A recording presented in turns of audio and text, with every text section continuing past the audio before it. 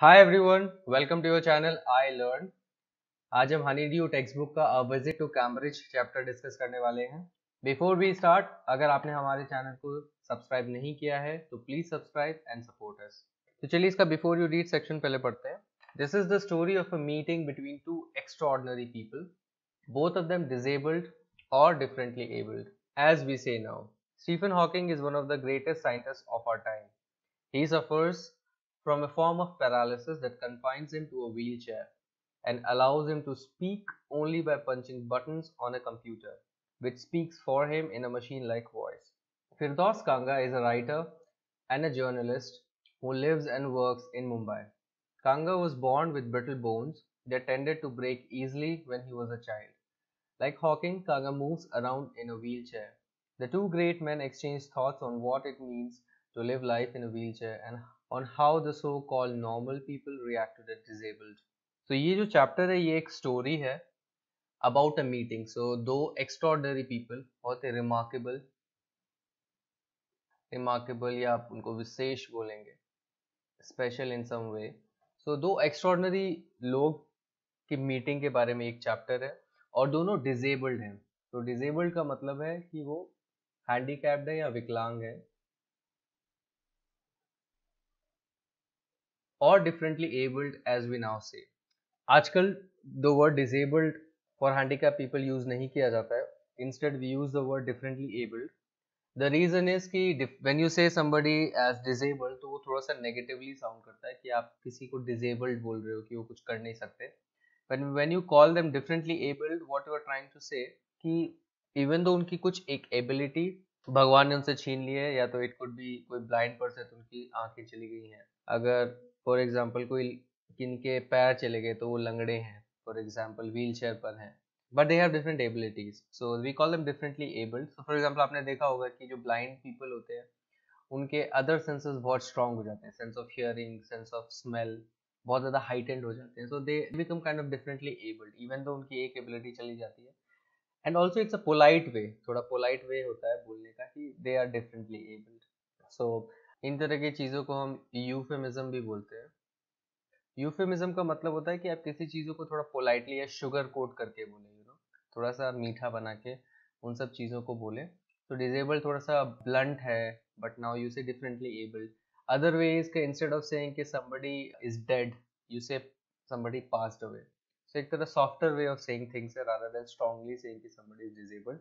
तो इनको आप यूफेमिज्म बोलते हैं। Stephen Hawking is one of the greatest scientist of our time. So actually Stephen Hawking died or passed away. So it is was he is no more there. So Stephen Hawking was one of the greatest scientists of our time. तो हमारे समय के one of the greatest scientists थे वो, and he suffers from a form of paralysis that confines him to a wheelchair and allows him to speak. And speak यहाँ पे quotes में लिखा गया है। He used to suffer from a form of paralysis. उनको एक kind of paralysis थी जिनकी वजह से he was confined. So confined का मतलब होता है restrict या सीमित। so इस पैरालिसिस की वजह से वो व्हीलचेयर तक सीमित थे, तो व्हीलचेयर में उनको रहना पड़ता था। And he was not actually able to speak, वो कुछ बोल नहीं पाते थे because he was not able to move any muscle. तो वो मशीन के द्वारा, so there was a computer, एक कंप्यूटर होती है एंड वो टाइप करते हैं उसमें जो वो सोच रहे हैं, and then due to that machine will convert text to speech. तो आप देखते हो आजकल टेक्स्ट टू स्पीच बहुत पॉपुलर है। सो काफ़ी टाइम पहले से ये टेक्नोलॉजी उनके पास लोगों ने उनको अवेल कराई ताकि वो बोल सके, because he is one of the great scientist, लोग उनको सुनना चाहते हैं। So he use to speak through a computer, so as if he will type and वो कंप्यूटर बोलते थे, and this is how use to talk. And he use to speak in a machine like voice, obviously because machine उनके लिए बोल रही है तो उनकी आवाज़ मशीन लाइक लगती थी। Firdaus Kanga is a writer and journalist who lives and works in Mumbai. So there is this another person. So यहाँ दो extraordinary people की बात हो रही है। तो second one is Firdaus Kanga, and वो एक writer है और journalist है जो मुंबई में रहते हैं और काम करते हैं। And कांगा के साथ भी क्या प्रॉब्लम थी कि he was born with brittle bones. So brittle bones एक condition होती है, एक disease होती है in which your bones are brittle. So what do you mean by bones are brittle? Brittle आप उन चीज़ों को बोलते हो जो बहुत easily ब्रेक हो जाती है। सो फॉर एग्जाम्पल ग्लास को आप ब्रिटल बोलते हो बिकॉज आप जैसे उसको जमीन में गिराओगे वो शैटर हो जाती है। सो that is how brittle bones work, कि अगर मान लो गलती से वो अगर गिर गए तो उनके बोन्स जो है तुरंत ब्रेक हो जाएंगे। सो इट्स दैट मीन्स उनके बोन्स एक्सट्रीमली वीक है, they are very brittle, prone to shattering, that tended to break easily when he was a child. So like Hawking, Kanga moves around in a wheelchair. So इसीलिए because इतनी strength नहीं उनकी bones के पास, तो वो उनकी body को support नहीं कर पाते, तो दैट्स वाई उनको व्हील चेयर में घूमना पड़ता है, just like Hawking. The two great man exchange thoughts on what is means to live life in a wheel chair. So ये जो दो ग्रेट मैन हैं, जो महान व्यक्ति हैं, दोनों आपस में अपने विचार एक्सचेंज कर रहे हैं ऑन द टॉपिक की व्हाट इट मीन्स, क्या क्या कैसा लगता है व्हील चेयर में लाइफ बिताना, क्या मतलब है इसका, एंड हाउ जो नॉर्मल पीपल, हम जैसे लोग जो डिजेबल्ड नहीं है फॉर एग्जाम्पल, वो कैसे रिएक्ट करते हैं to the disabled. Cambridge was my metaphor for England, and it was strange. When I left, it had become altogether something else because I had met Stephen Hawking there. It was on a walking tour through Cambridge that the guide mentioned Stephen Hawking, poor man, who is quite disabled now, though he is a worthy successor to Isaac Newton, whose chair he has at the university. And I started because I had quite forgotten that this most brilliant and completely paralyzed astrophysicist, the author of A Brief History of Time, one of the biggest bestsellers ever, lived here. So Cambridge was my metaphor for England. So Cambridge University का नाम है जहाँ पर वो आए हैं, and Cambridge was his metaphor for England. तो Cambridge उनके लिए मेटाफोर क्यों है? सो यहाँ पे यू नो मेटाफोर हम यूज करते हैं व्हेन आप एक चीज को दूसरे चीज की क्वालिटी बताने के लिए यूज करते हो, so that means you use one thing as a symbol of another. So when you say कि it is my metaphor, you say it is a symbol, so it symbolizes. तो उनके लिए Cambridge England का एक symbolic form था, because everything about England was there in Cambridge, and it was strange that when I left it, it had become altogether something else. And उनके लिए अजीब बात थी ये कि जब वो वहाँ से निकले तो उनके लिए वो कुछ और बन गया। क्यों? Because I had met Stephen Hawking there. इसलिए because वहाँ पे वो स्टीफन हॉकिंग से मिले थे। So स्टीफन हॉकिंग से मिलने के बाद उनका जो नजरिया था कैम्ब्रिज के प्रति वो पूरी तरह चेंज हो गया।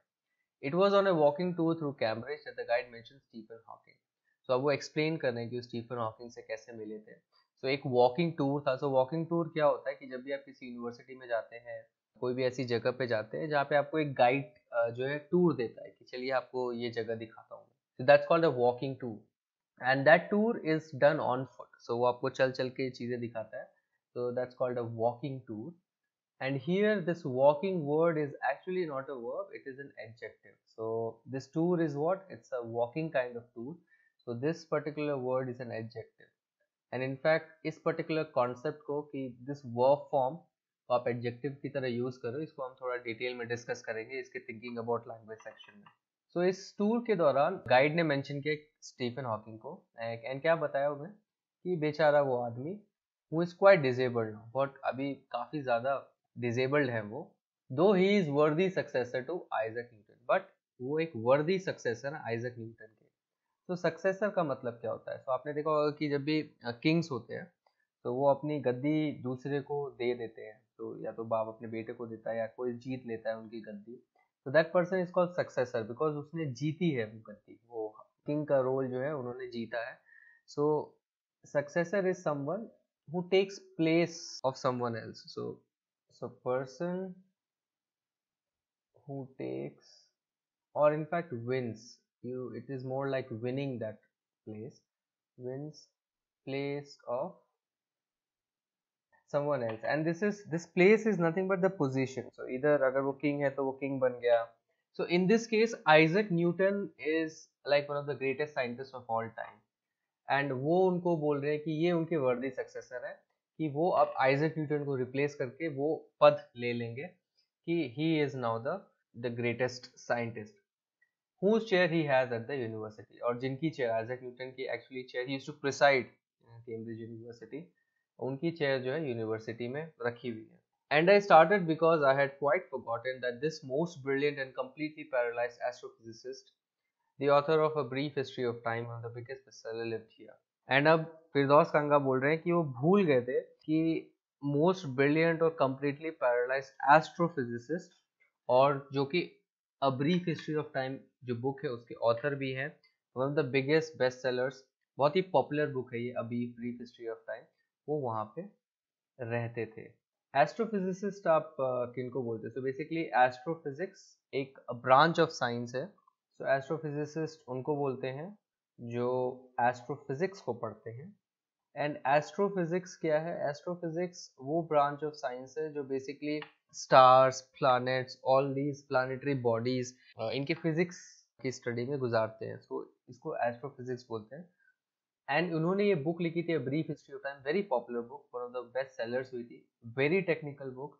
बहुत ही सिंप्लीफाइड वे में उन्होंने एक्सप्लेन किया है कि what is time, what is space. And in fact अगर जिन लोगों को स्पेशली बहुत ज़्यादा इंटरेस्ट होता है स्पेस के बारे में जानने के लिए, एंड यू नो रिलेटिविटी के बारे में जानने के लिए, जो आइंस्टाइन ने प्रोपोगेट किया था। एंड आप थोड़े जब आप बड़े हो जाएंगे, स्पेशली क्लास 11-12 में, तब आपके पास ये कॉन्सेप्ट आएंगे। And in fact it started with Isaac Newton, because उन्होंने ग्रेविटी पढ़ी थी एंड उन्होंने डिस्क्राइब किया था कि कैसे सन, अर्थ, मून के बीच में ये जो ग्रेविटेशनल फोर्सेस है। So he actually invented this concept and उसको आइंस्टाइन आगे लेके गए, एंड देन फिर स्टीफन हॉकिंग जो है उस पर काम कर रहे थे। तो these are like the greatest people on earth जो इन पर्टिकुलर इस एस्ट्रोफिजिक्स के ऊपर जो काम कर रहे हैं। एंड उनकी बुक बहुत पॉपुलर हुई थी। एंड तब उनको रियलाइज हुआ कि अरे ये तो यहीं पर रहते हैं। When walking tour was done, I rushed to a phone booth and almost tearing the cord so it could reach me outside, phoned Stephen Hawking's house. There was his assistant on the line and I told him I had come in a wheelchair from India. Perhaps he thought I had propelled myself all the way to write about my travels in Britain. I had to see Professor Hawking, even 10 minutes would do. Half an hour, he said, from 3:30 to 4. तो जब उनका walking tour खत्म हो गया तो वो भाग के फोन बूथ के पास गए and almost tearing the cord. So जो फोन का जो वायर है उसको ऑलमोस्ट इतना ज़्यादा खींच लिया था उनको कि ऑलमोस्ट वो टूटने वाला था। बिकॉज वो ऑब्वियसली फ़ोन बूथ के अंदर नहीं जा सकते हैं, उनको बाहर से ही फ़ोन करना होता है because he is on wheel chair. So उन्होंने वहाँ से उनको फ़ोन लगाया, स्टीफन हॉकिंग के घर पे फ़ोन लगाया।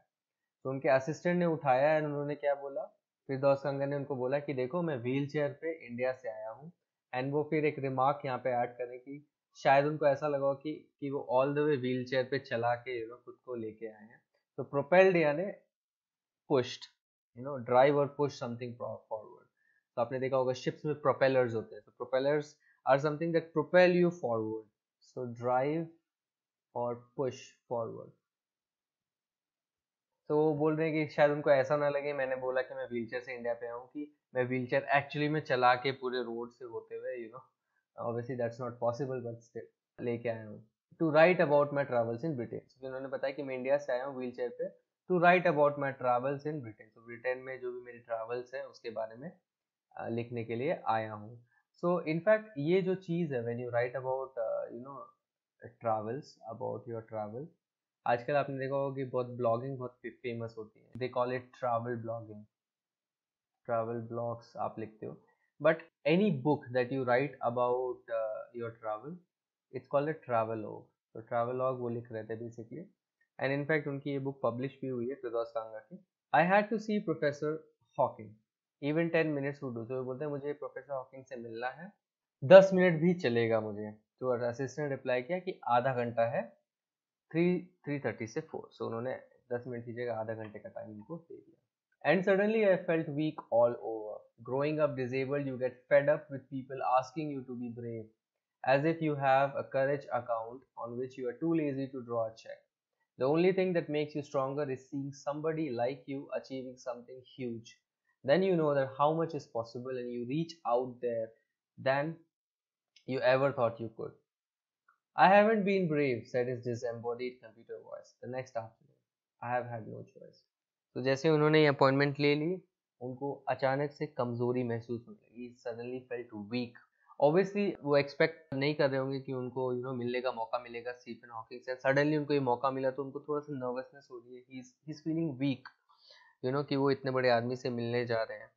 And then he is making a remark. वो क्या रिमार्क यहाँ पे कमेंट दे रहे हैं कि ग्रोइंग अप डिजेबल, जब आप आप डिजेबल्ड हो और जब आप इस डिजेबिलिटी के साथ बड़े होते हो तो लोग आपको बोलते रहते हैं कि बहादुर बनो, बहादुर बनो। So you get fed up, तुम आप परेशान हो जाते हो, फेड अप हो जाते हो। लोगों को ये बोलते हुए सुनने से कि हम ब्रेव बनो, बहादुर बनो। एंड यू बोल रहे कि एज इफ लोगों को तो ऐसा लगता है कि हमारे पास एक करेज का, ब्रेवरी का एक अकाउंट पड़ा है और हम बहुत ज़्यादा लेजी हैं वहाँ से चेक से वो करेज ड्रॉ करने की। तो एक थोड़ा सा फनी वे में बताने की कोशिश करें कि ऐसा नहीं है कि हमारे पास पूरा एक बैंक अकाउंट है, बस हम बहुत आलसी हैं कि चेक से वो चीज़, वो ब्रेवरी निकाल के आए और अपने पास रख लें, जो आप हमें ब्रेव होने के लिए बोल रहे हो।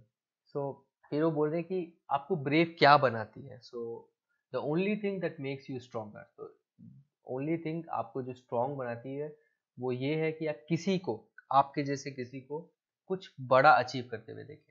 तो इन दिस केस वो स्टीफन हॉकिंग को रेफर कर रहे हैं, because Stephen Hawking is one of the greatest person on earth. तो पूरे अर्थ में, इनफैक्ट नॉट जस्ट ब्रिटेन और एनीवेयर एल्स, पूरे अर्थ में he is one of the most important person and he is disabled. उन डिजेबिलिटी के साथ उन्होंने इतना बड़ा अचीवमेंट लिया है, and that is something huge. And वो बोल रहे हैं कि ऐसे लोगों को देख के जो हमारे जैसे डिजेबल्ड हैं, हमें शक्ति मिलती है कि हाँ, हम क्या अचीव कर सकते हैं। एंड उनको देख के हमें लगता है कि हाँ, अब मुझे पता है कि क्या पॉसिबल है। तो उन लोगों को देख के मुझे लगता है कि हाँ, तो मैं इतना अचीव कर सकता, जब वो अचीव कर सकते हैं तो मैं भी अचीव कर सकता हूँ। तो then you know how much is possible, तब तुम्हें पता लगता है कि कितना पॉसिबल है। And then you reach out further than you ever thought you could. तो तब जो है आप और ज्यादा मेहनत करते हो, यू रीच आउट फर्दर, जितना आप पहले सोचे नहीं थे इतना पॉसिबल है। सो नेक्स्ट आफ्टरनून उनसे मिलते हैं एंड ये डायलॉग स्टीफन हॉकिंग उनको बोल रहे हैं। आई थिंक उन्होंने कोई क्वेश्चन पूछा होगा and then he is saying I haven't been brave, said his disembodied computer voice. तो मैं बहादुर नहीं था, मैं कभी बहादुर नहीं था। I have had no choice, मेरे पास कोई चॉइस नहीं थी। सो डिसएम्बॉडीड का क्या मतलब है? तो डिसएम्बॉडीड मतलब separated from its material form. So आपकी जो मटेरियल फॉर्म है, फिजिकल फॉर्म है, उससे सेपरेट हो जाना, उसको आप डिसएम्बॉडीमेंट बोलते हो। तो आपकी बॉडी से अगर कोई चीज़ निकल के आ गई, दैट्स कॉल्ड डिसएम्बॉडीड।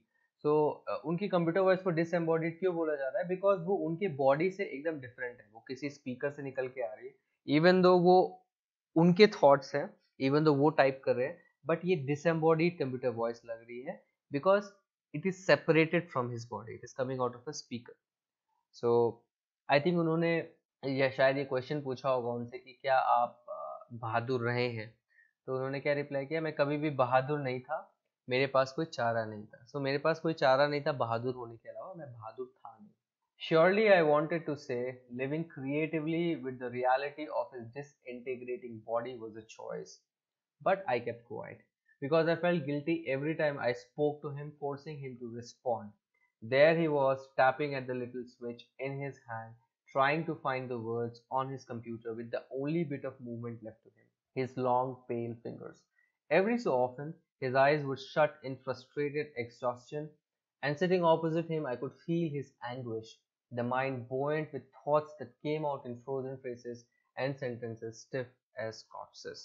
तो ये रिप्लाई सुनने के बाद उनका मन किया कि उनको बोले कि ऑब्वियसली आपके पास चॉइस थी, इस तरह से क्रिएटिविटी के साथ रहना, इवन ये रियलिटी के साथ कि आपकी जो बॉडी है वो डिके हो रही है, डिसइंटीग्रेट हो रही है, ये आपकी चॉइस थी। मतलब अगर किसी भी इंसान के पास अगर चॉइस होता तो वो डिप्रेस होकर बैठ जाता, बट आपने ये चूज किया कि आप स्टिल क्रिएटिविटी के साथ जिएंगे। जो भी आप साइंटिफिक एक्सपेरिमेंट्स कर रहे हैं, साइंटिफिक स्टडीज कर रहे हैं एस्ट्रोफिजिक्स में, वो आप करेंगे इवन दो आपकी बॉडी डिसइंटीग्रेट हो रही है। ये आपकी चॉइस है। Definitely you have been brave and it is your choice, but he kept quiet, उन्होंने कुछ नहीं बोला बिकॉज उनको एक गिल्टी फील हो रहा था कि एवरी टाइम वो कुछ बोलेंगे तो वो उनको फोर्स करेंगे रिप्लाई करने के लिए। एंड ये थोड़ा मुश्किल है उनके लिए, बिकॉज उनको हर चीज़ें टैप करना पड़ता है लिटिल स्विचेस में, और उनके पास एक कीबोर्ड है, उनके कीबोर्ड में उनको टैप करना पड़ता है, वर्ड्स फाइंड करने पड़ते हैं ताकि वो रिप्लाई कर सकें। एंड ये उनके पास जो लंबे पेल फिंगर्स हैं, सो पेल का मतलब होता है डिवॉइड ऑफ कलर, या बहुत ज़्यादा वाइट बोले आप, या डिवॉइड ऑफ कलर, ऐसा लगा स्किन में और कोई कलर ही नहीं है, दैट्स कॉल्ड पेल। उनके लंबी पेल फिंगर्स में जो मूवमेंट बची थी उससे वो ट्राई करते थे स्विचेस को दबा के कुछ रिस्पॉन्ड करने का। तो उन्हें गिल्टी फील हो रहा था बिकॉज मैं उनको इस तरह से फोर्स कर रहा हूँ डिफिकल्ट वे में रिस्पॉन्ड कराने के लिए। डिसइंटीग्रेटिंग जो वर्ड है उसका मतलब होता है ब्रेक इनटू स्मॉल पीसेस। तो इसका जो मेन मीनिंग है, इसका मतलब होता है कि break into small pieces. It is opposite of integrate. तो इंटीग्रेट का मतलब होता है जोड़ना, स्मॉल पीसेस को एक बड़े होल में जोड़ना। एंड इसका उल्टा हो गया डिसइंटीग्रेट, मतलब break into small pieces. But in this case क्योंकि ये वर्ड यूज किया गया है बॉडी के लिए, and now it is an adjective. जैसे आपका वॉकिंग टूर था, वैसे ये डिसइंटीग्रेटिंग बॉडी डिसइंटीग्रेटिंग एडजेक्टिव है। इसका मतलब है लूजिंग स्ट्रेंथ, ऐसी बॉडी जो अपनी स्ट्रेंथ जो है धीरे धीरे लूज कर रही है, losing strength and gradually fail. और फिर अल्टीमेटली धीरे धीरे, ग्रेजुअली का मतलब होता है कि धीरे धीरे, फिर फेल हो जाना, मतलब वो काम करना बंद कर देगी। सो उनकी जो हालत थी वो ऐसी ही थी कि वो धीरे धीरे उनकी बॉडी डिके हो रही थी। ऐसा नहीं था कि डिजेबिलिटी है बट इट्स कांस्टेंट, नहीं, उनकी हालत जो है ईयर बाय ईयर खराब होती जा रही थी। जिसलिए जो टर्म है यूज किया गया है that is disintegrating body. In fact अगर आप स्टीफन हॉकिंग को गूगल करेंगे, उनके बारे में पढ़ेंगे, तो यू कैन सी कि कैसे पहले वो बहुत हेल्दी थे एंड देन सडनली उनको ये पैरालिसिस हुई एंड देन उनकी जो ये कंडीशन है डिके होती गई। एंड उनके ऊपर एक मूवी भी निकली है, theory of everything, because he was working on very similar concept कि एक ऐसी थियरी जो हर जो भी चीज़ें हो रही हैं इस अर्थ में, इस फिजिकल वर्ल्ड में, उसको एक्सप्लेन कर सके, जस्ट वन यूनिफाइड थियरी। तो इसलिए उनके मूवी का नाम भी थियरी ऑफ एवरीथिंग है। सो ये मूवी काफ़ी अच्छी है, अगर आपको मौका मिले तो ज़रूर देखिए। बहुत ही इंस्पिरेशनल स्टोरी है स्टीफन हॉकिंग की। एंड मैं आपके लिए एक छोटा सा वीडियो भी डालता हूँ व्हेन यू कैन सी कि वो कैसे इंटरव्यू में रेस्पॉन्ड करते हैं, तो आपको फील आएगी कि ऑथर यहाँ पे क्या बोलना चाह रहे हैं।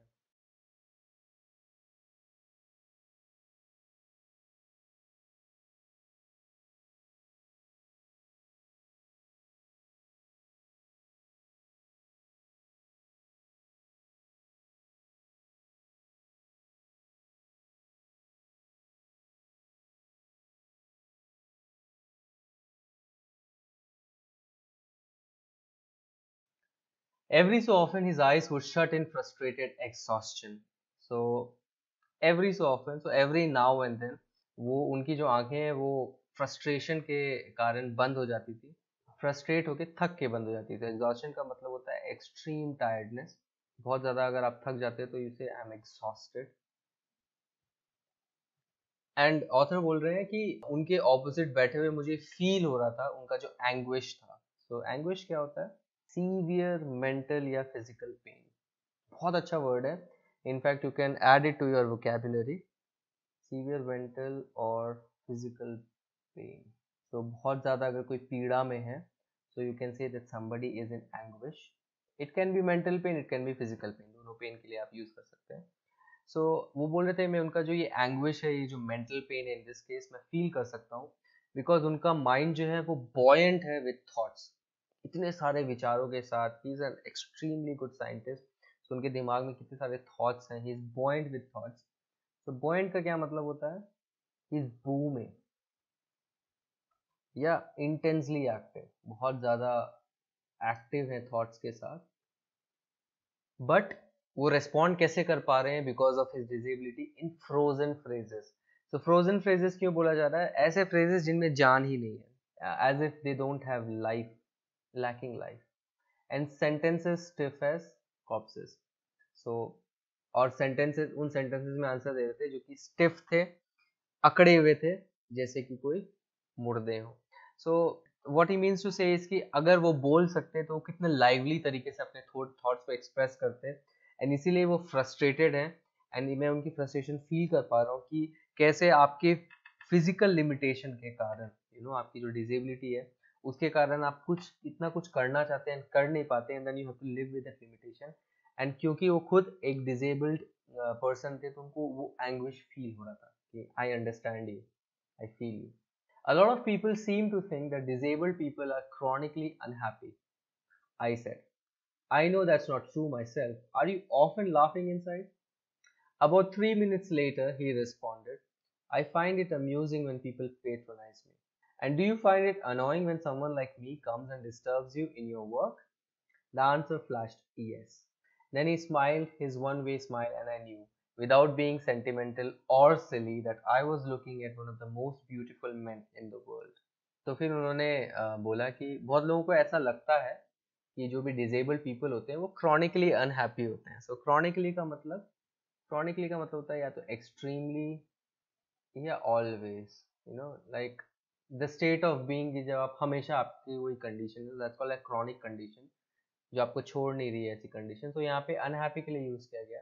दैट मीन्स बहुत लोगों को ऐसा लगता है कि जो डिजेबल पीपल है वो हर समय नाखुश रहते हैं, एंड फिर वो बोल रहे हैं कि मुझे पता है कि ये ट्रू नहीं है। And are you often laughing inside, क्या आप बहुत दफा अंदर से हंसते रहते हैं? तो 3 मिनट के बाद उन्होंने रिप्लाई किया, बिकॉज ऑब्वियसली बहुत मुश्किल है उनके लिए रिप्लाईज लिखना। तो उन्होंने क्या रिप्लाई किया स्टीफन हॉकिंग ने? I find it amusing when people patronize me. मुझे अम्यूजिंग लगता है, मुझे हंसी आती है या फनी लगता है कि जब लोग मुझे पेट्रोनाइज करते हैं। So what does it mean when you say you patronize someone? So patronize का मतलब ये है कि आप अपने आप को सुपीरियर दिखाते हुए किसी की तारीफ करें या किसी को इस तरह से किसी को ट्रीट कर रहे हैं। सो फॉर एग्जाम्पल आप किसी को काइंडनेस के साथ ट्रीट करेंगे, बट साथ ही साथ ये भी जताएंगे कि आप ज्यादा सुपीरियर हो। सो पेट्रोनाइज करना यानी treat someone in a way that you are superior. तो जब उनके पास आते हैं लोग, ऑब्वियसली उनको विकलांग देख के शायद इस तरह से ट्रीट कर देंगे जैसे कि वो सुपीरियर है, बिकॉज वो चल फिर सकते हैं। एंड ये उनको अम्यूजिंग लगता है। एंड फिर वो उनसे क्वेश्चन पूछते हैं कि do you find it annoying, क्या आपको अनोइंग लगता है, आप परेशान हो जाते हैं जब मेरे जैसे कोई आते हैं आपको डिस्टर्ब करते हैं आपके काम में? तो उन्होंने आंसर दिया यस, हाँ मुझे अनोइंग लगता है। Then smile is one way side, फिर उन्होंने हाँ बोल के एक स्माइल दी, वन वे स्माइल, बिकॉज उनका हाफ फेस पैरालाइज्ड है। सो एक साइड से उन्होंने एक स्माइल दी। And I knew without being sentimental, फिर ऑथर बोल रहे कि मुझे फिर समझ में आ गया बिना सेंटिमेंटल हुए, सेंटिमेंटल होना है ना भावुक हुए और सिली हुए, कि मैं दुनिया के one of the most beautiful man को देख रहा हूँ, दुनिया के वन ऑफ द सबसे सुंदर आदमी को देख रहा हूँ। A first glimpse of him is shocking because he is like a still photograph, as if all those pictures of him in magazines and newspapers have turned three-dimensional. Then you see the head twisted sideways into a slump, the torso shrunk inside the pale blue shirt, the wasted legs. You look at his eyes, which can speak still, and they are saying something huge and urgent. It is hard to tell what, but you are shaken because you have seen something you never thought could be seen.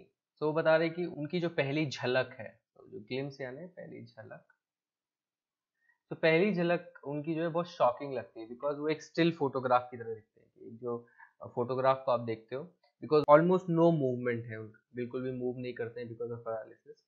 And ऐसा लगता है उनको देखिए कि जो भी pictures आप magazines में देखें या न्यूज़पेपर्स में देखें वो 3D इमेज बन के आपके सामने आ गई है। So he looks like a 3D photograph. Then you see head twisted sideways into a slump. Then फिर आप क्या देखते हो कि उनका जो हेड है वो ट्विस्टेड है, मुड़ा हुआ है साइडवेज, साइड की ओर झुका हुआ है, into a slump. Slump यानी स्लाउच, स्लाउच करना, बेंड डाउनवर्ड्स, इसका मतलब है कि बेंड डाउनवर्ड्स, तो साइड में नीचे की ओर झुका हुआ उनका सर है। The torso shrunk inside the pale blue shirt, so जो टॉर्सो, टॉर्सो यानी जो अपर बॉडी है उनकी, तो ऐसा लगता है कि उनकी जो अपर बॉडी वो श्रिंक हो गई उनके पेल ब्लू शर्ट के अंदर। The wasted legs, so wasted यानी वीक, उनके जो वीक लेग्स है जो बिल्कुल भी काम नहीं कर रहे हैं। Then you look at his eyes which can speak, तो फिर आप उनकी आंखों को देखते हो, ऐसा लगता है उनकी आंखें कुछ बोल रही हैं, स्टिल है, बिल्कुल भी हिलती नहीं है। And they are saying something huge and urgent, फिर भी वो बहुत बड़ा कुछ कह रही है और बहुत ही कुछ अर्जेंट कह रही है, बहुत ही कुछ इंपॉर्टेंट कह रही है। It is hard to tell what, and obviously it is very hard कि बताना कि वो एक्चुअली में क्या बोल रही है। But you are shaken because you have seen something you never thought could be seen. But आप शेकन है, शेकन यानी शॉक्ड है, बिकॉज आपने ऐसा कुछ देखा है जो आपने कभी सोचा नहीं कि आप कभी देखेंगे। तो ये उन्होंने एक्सप्लेन किया कि ये उनको फीलिंग है जब वो स्टीफन हॉकिंग को देखे। Before you like a lantern whose walls are worn so thin you glimpse only the light inside is the incandescence of a man. The body, almost irrelevant, exists only like a case made of shadows, so that I, no believer in eternal souls, know that this is what each of us is, everything else an accessory. बहुत ही beautiful paragraph. And in fact उनको explain करे कि how he feels about Stephen Hawkins. तो बोल रहे हैं कि वो बोल रहे हैं कि आपके सामने जैसे एक लैंटर्न होता है, एक लालटेन जिसके, या एक लैम्प जिसके जो वॉल्स है इतने ज़्यादा थिन हो गए हैं कि आपको सिर्फ जो है अंदर की लाइट दिखती है, ऐसा इनकैंडेसेंस दिख रहा है एक आदमी का। सो इनकैंडेसेंस का मतलब क्या होता है? इसका मतलब है इनर ग्लो, अंदर का जो ग्लो है उसको आप इनकैंडेसेंस बोलते हैं। बहुत ही प्यारा वर्ड है, बट इनफैक्ट बहुत ही कॉमन है ये वर्ड। इनकैंडेसेंट वर्ड आप यूज करते होंगे जो पुराने ज़माने के एलईडी से पहले जो हमारे पास बल्ब थे एलईडी, और जो दूसरे बल्ब आए थे सीएफएल फॉर एग्जांपल, उससे पहले जो हमारे जो येलो कलर की लाइट निकालने वाले जो बल्ब थे उनको आप इनकैंडेसेंट बल्ब बोलते थे। एंड इनकैंडेसेंट वर्ड का मतलब होता है कि you emit light as a result of being heated. तो वो बेसिकली उनके अंदर जो फिलामेंट होती थी वो गर्म होती थी, एंड उसकी वजह से उनसे लाइट निकलती थी। एंड यहीं से जो वर्ड है निकल के आया इनकैंडेसेंस, जिसका मतलब होता है इनर ग्लो और लाइट। तो आपके सामने इस तरह का एक inner glow of a man दिख रहा है कि वो आदमी है बट वो एक तरह का एक लाइट है, एक इनर ग्लो है। द बॉडी ऑलमोस्ट इररेलेवेंट, तो जो उनकी बॉडी है वो ऑलमोस्ट इररेलेवेंट है, इममटीरियल है, मतलब मैटर नहीं करती है, immaterial, almost like it doesn't exist, is not important, exist only like a case made of shadows, ऐसे एग्जिस्ट करिए जैसे कि शैडो के केस से बनी हो। तो शैडो यानी परछाई, से एक तरह से परछाई है, उसकी केसिंग है, ऐसा लगता है। सो दैट आई, और उनको देख के ऐसा लगता है कि मेरे ऐसे जो लोग हैं जो इटर्नल सोल पे, जो कभी ना मरने वाली आत्मा, जिनको आप बोलते हो आत्मा पे विश्वास करना, आपको पता है आत्मा कभी मरती नहीं है, इसको जो बिलीव नहीं करते, तो मैं इस चीज़ पे बिलीव नहीं करता हूँ, बट उनको देख के ऐसा लगता है कि this is what we all are, कि हम यही हैं, हम एक सोल है, हम एक आत्मा है, एंड हमारी body everything else is an accessory. तो हमारी body and everything that we have is an accessory. Accessory का मतलब नॉट नेसेसरी और एक्स्ट्रा। एक्सेसरी वर्ड का आप इस्तेमाल उन चीज़ों के लिए भी करते हैं जो आपको एडिशनल फंक्शनैलिटी देते हैं। तो फॉर एग्जांपल एक कंप्यूटर है, उसके लिए सीपीयू मोस्ट इम्पॉर्टेंट है, बट कीबोर्ड एक एक्सेसरी है। कीबोर्ड कंप्यूटर के फंक्शनैलिटी के लिए इम्पोर्टेंट नहीं है, बट स्टिल आप इसको यूज़ करते हैं ताकि आप इनपुट्स दे सकें। एक माउस एक इम्पॉर्टेंट एक्सेसरी है। तो they are not necessary, they are extra, but still they add functionality. So that is what he is trying to say, कि जो हमारी बॉडी है वो बस एक एक्सेसरी है, बट जो मेन चीज है वो हमारा सोल है और जो हमारा माइंड है हमारे अंदर। What do you think is the best thing about being disabled? I asked him earlier. I don't think there is anything good about being disabled. I think I said, you do discover how much kindness there is in the world. तो उन्होंने फिर next question क्या पूछा कि आपको क्या लगता है कि डिसेबल्ड होने का सबसे अच्छी बात क्या है? डिसेबल्ड होने की सबसे अच्छी बात क्या है? तो उन्होंने बोला कि मुझे नहीं लगता कि डिसेबल्ड होने में कुछ भी अच्छा है। तब उन्होंने रिप्लाई किया फिरदौस कांगा ने कि मुझे ऐसा लगता है, आई थिंक, कि because of your disability you do discover, आप डिस्कवर करते हो कि कितना ज़्यादा काइंडनेस है इस दुनिया में। So when you are disabled, आप भी कभी डिजेबल्ड लोगों की मदद करते हो, या तो किसी अंधे को सड़क पार करने के लिए, या somebody who is in wheel chair, आप उनकी व्हील चेयर को धक्का देके यू टेक समबडी समवेयर। तो आप काइंडनेस दिखाते हो। जब भी आप किसी डिजेबल्ड पर्सन को देखते हो तो आपके अंदर एक भावना आती है कि मैं कुछ भी करके उनकी हेल्प कर सकूं। तो बोलना चाह रहे हैं कि मैं डिस्कवर करता हूँ काइंडनेस कितनी है इस दुनिया में, just because of this disability. Yes he said it was a disadvantage.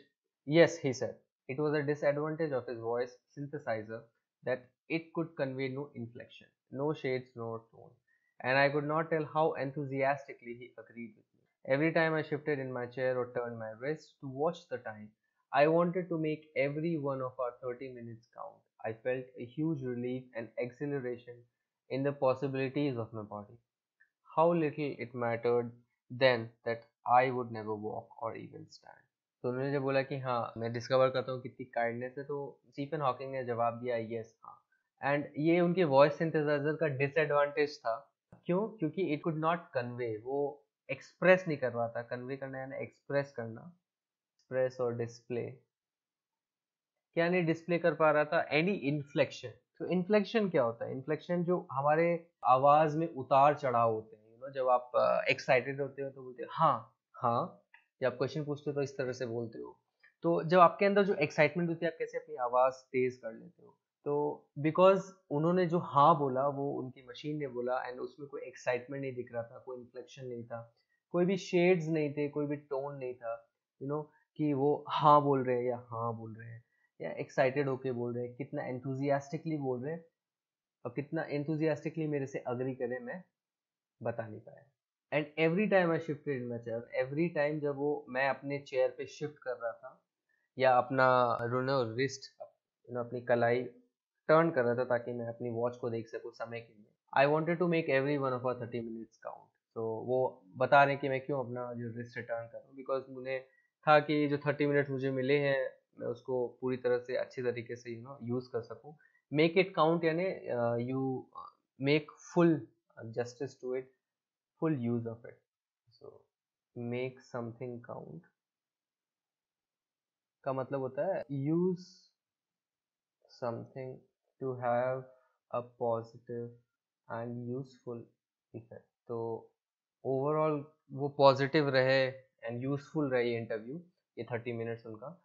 So they he wanted to make it count. And जब वो शिफ्ट कर रहे थे अपने चेयर पे और टर्न कर रहे थे wrist, he also felt a huge relief, उनको बहुत रिलीफ फील हो रहा था। एंड एक्सिलरेशन, एक्सिलरेशन का मतलब होता है फीलिंग ऑफ एक्साइटमेंट, एक्साइटमेंट या हैप्पीनेस। तो बहुत ज़्यादा खुश हो रहे थे वो, ये एक्साइटेड फील कर रहे थे on the possibilities of my body, कि उनकी बॉडी क्या क्या कर सकती है, उनकी बॉडी की जो जो पॉसिबिलिटीज है।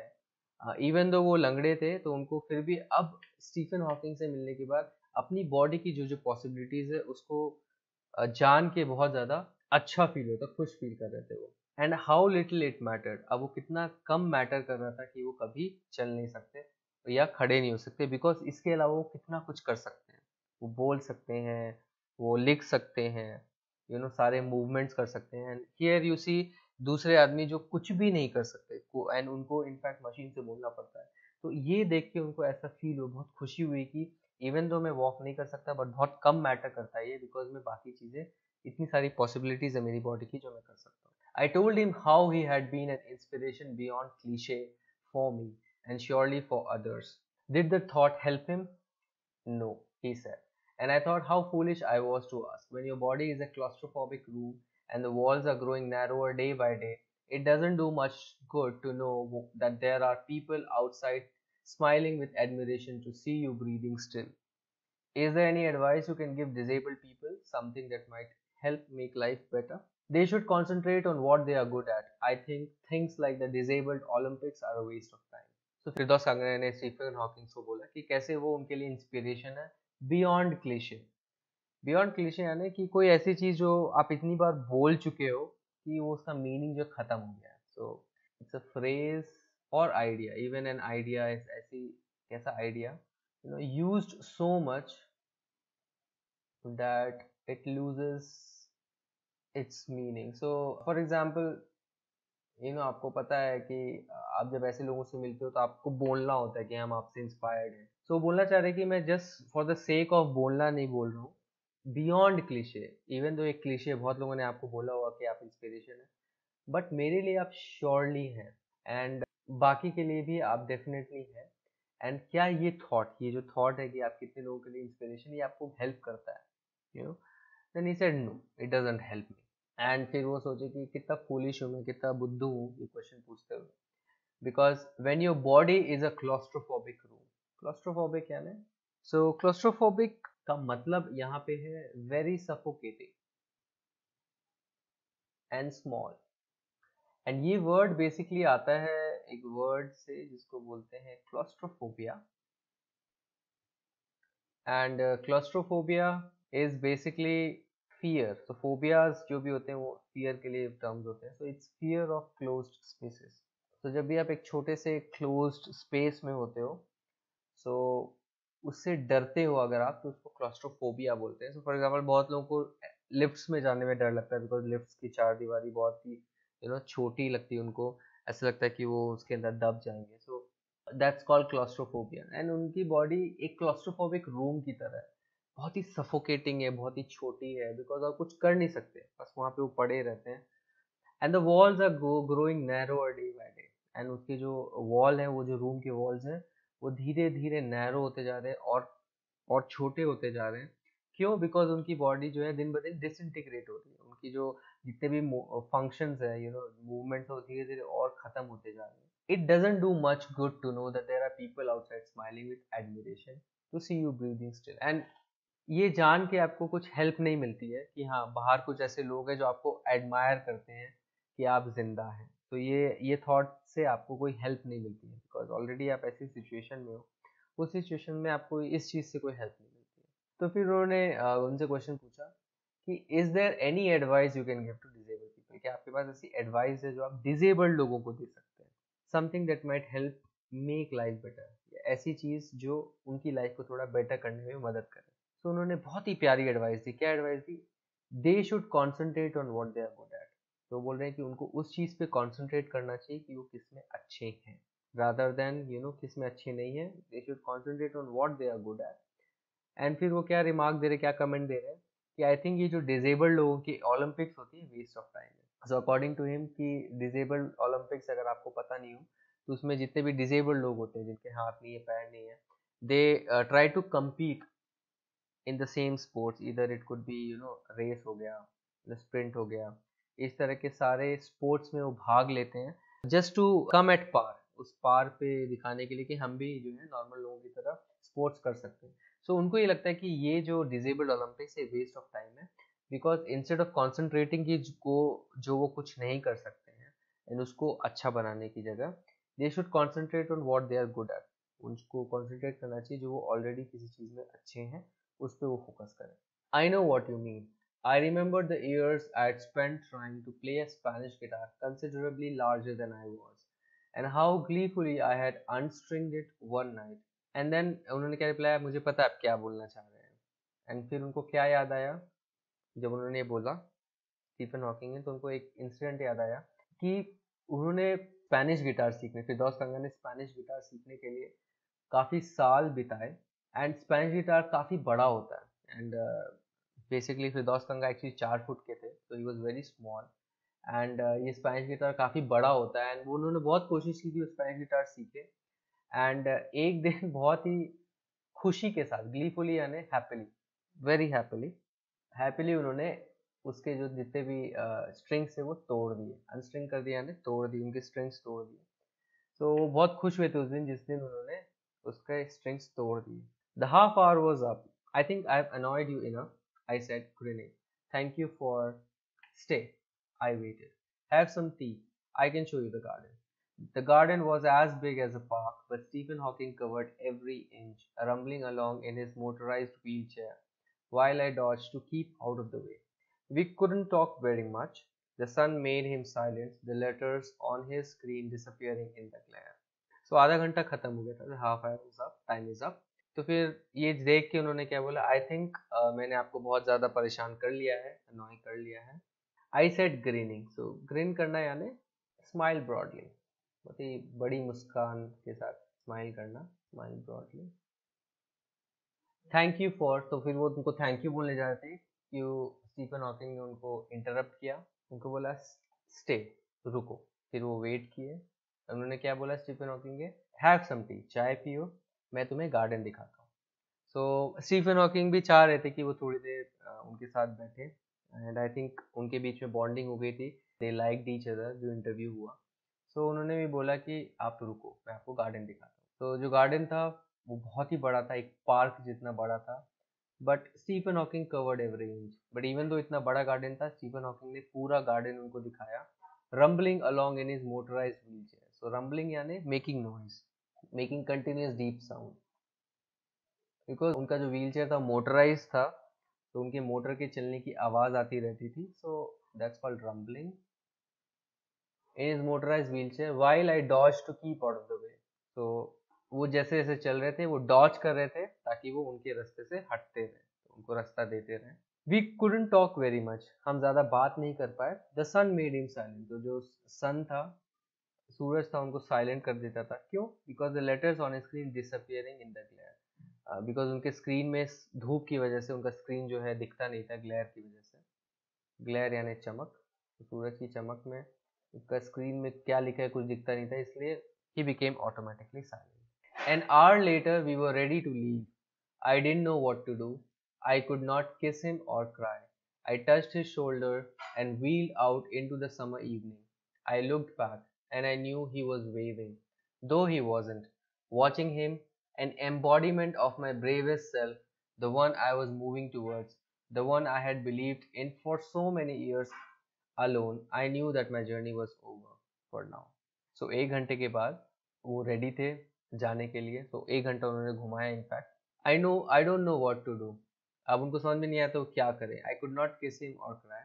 वो उनको किस नहीं कर सकते थे गुड बाय, और वो रो नहीं सकते थे. आई टच्ड हिज शोल्डर्स. उन्होंने फिर क्या किया, उनके शोल्डर को टच किया और फिर वो व्हीलचेयर में बाहर समर इवनिंग में चले गए. I look back and I knew he was waving. तो फिर वो पीछे मुड़ के देखे, उनको पता था कि वो वेव कर रहे थे, इवन दो वो कर नहीं सकते थे obviously. Watching him an embodiment of my bravest self, the one I was moving towards. उनको देख के, वॉचिंग हिम, सो उनको देख के उनको ऐसा लगा कि he is embodiment. So embodiment is like disembodiment का उल्टा word.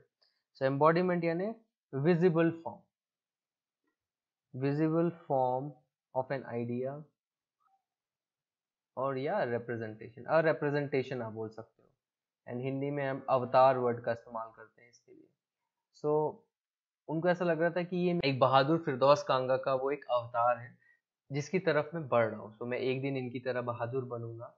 The one I had believed for so many years alone, I knew that my journey was over. और मैं कितने सालों से इस चीज़ से बिलीव कर रहा था कि मैं उस तक पहुंचूंगा, उस ब्रेव सेल्फ की तरफ पहुंचूंगा. एंड आज वो जर्नी खत्म हो गई, because I can see him as the अवतार.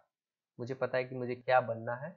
एटलीस्ट अभी के लिए जर्नी खत्म हो गई है. एंड देन फिर मुझे इस पे काम करना है ताकि मैं उनकी तरह बन सकूं, ब्रेव बन सकूं. तो इसका फॉर नाउ का मतलब ये है कि अभी, क्योंकि वो उनसे मिल चुके हैं, he has met his bravest self. And ये जो आपका चैप्टर है, this is excerpt from Heaven on Wheels, जो बुक फिरदौस कांगा ने लिखी है. And he is Firdaus Kanga, उनके व्हील चेयर पे. एंड यू कैन सी कि he is very small man. He is also disabled, उनके लेग्स काम नहीं करते बिल्कुल भी. तो चलिए कॉम्प्रिहेंशन चेक से क्वेश्चन फटाफट करते हैं. Which is the right sentence? Cambridge was my metaphor for England. To the writer, Cambridge was a reputed university in England. England was famous for Cambridge. Cambridge was the real England. तो उन्होंने जब बोला था Cambridge was my metaphor for England, तो उनका मतलब ये था कि कैम्ब्रिज जो है सिंबलाइज करता है इंग्लैंड को. सो थर्ड आंसर इसका होगा, बिकॉज कैम्ब्रिज उनके लिए रियल इंग्लैंड था. The writer phoned Stephen Hawking's house from the nearest phone booth, from outside a phone booth, from inside a phone booth. So obviously second is the right answer, because हमें पता नहीं था कि he went to the nearest phone booth or not, but ये पता था कि वो बाहर से उन्होंने फोन किया था. Every time he spoke to the scientist, the writer felt guilty because. So every time जब भी साइंटिस्ट को वो कुछ बोल रहे थे स्टीफन हॉकिंग को, he felt guilty. Firdaus Kanga guilty feel कर रहे थे. क्यों? He wasn't sure what he wanted to ask. वो श्योर नहीं थे वो कि उनको क्या पूछना है. ऑब्वियसली ये नहीं था. He forced the scientist to use his voice synthesizer. This is the answer, because उनको फोर्स कर रहे थे कि वो अपने कंप्यूटर का वॉइस सिंथेसाइजर का इस्तेमाल करके आंसर लिखें. I felt a huge relief in the possibilities of my body. In the given context the highlighted words refer to. तो मुझे ह्यूज रिलीफ हुआ अपनी पॉसिबिलिटीज देख के अपनी बॉडी की. तो इस कॉन्टेक्स्ट में पॉसिबिलिटीज ऑफ माई बॉडी किस ऑप्शन को रेफर करता है? So shifting in wheel chair, turning the wrist, standing up, walking, speaking and writing. So obviously the first one, कि वो he had so much of movement कि वो shift कर पा रहे थे व्हील चेयर में, अपना wrist turn कर पा रहे थे. So that is the possibilities of body जो वो रेफर कर रहे हैं. Thanks for watching this video. अगर ये वीडियो आपको पसंद आए तो इस वीडियो को एक लाइक दीजिए, अपने कमेंट्स और फीडबैक्स कमेंट सेक्शन में लिखिए, और हमारे चैनल को सब्सक्राइब कीजिए. आप हमारे चैनल को सब्सक्राइब इस गोल लोगो पे क्लिक करके सब्सक्राइब बटन दबा के कर सकते हैं. अब आप हमें फेसबुक और इंस्टाग्राम पर भी फॉलो कर सकते हैं. हमारी आईडी आपके स्क्रीन पर है. इस चैप्टर के क्वेश्चन आंसर्स की वीडियोस के लिए स्टे ट्यून्ड. Bye bye.